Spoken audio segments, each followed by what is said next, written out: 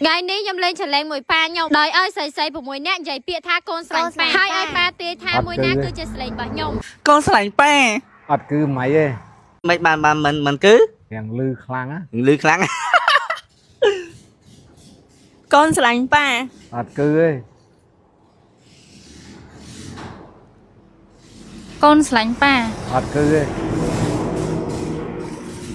con sành pa ọt cứ máy ấy con sành pa nè ní bàn máy ấy wow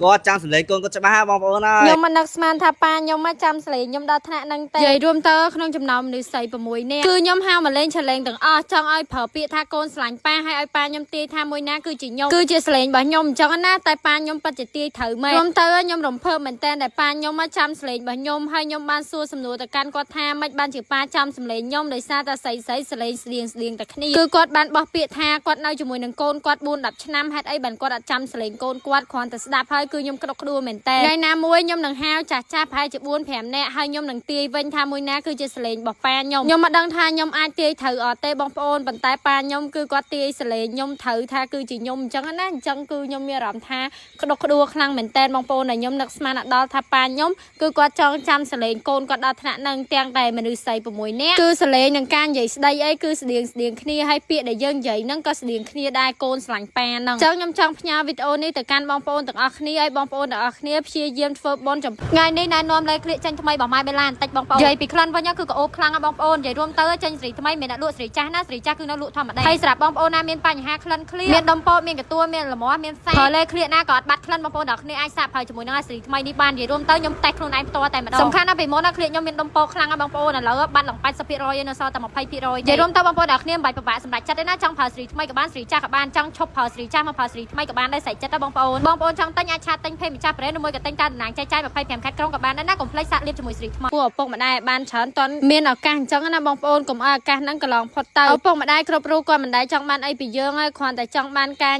រស់នៅជួបជុំគ្នាជាមួយនឹងកូនការញ៉ាំអាហារជាមួយនឹងកូនដែលមានក្តីសុខគឺគាត់ពិតជាសប្បាយចិត្តខ្លាំងអញ្ចឹងអ្វីដែលកូនត្រូវធ្វើគឺកុំធ្វើឲ្យឪពុកម្ដាយពិបាកចិត្តអីព្យាយាមស្រឡាញ់ឪពុកម្ដាយទាំងអស់គ្នា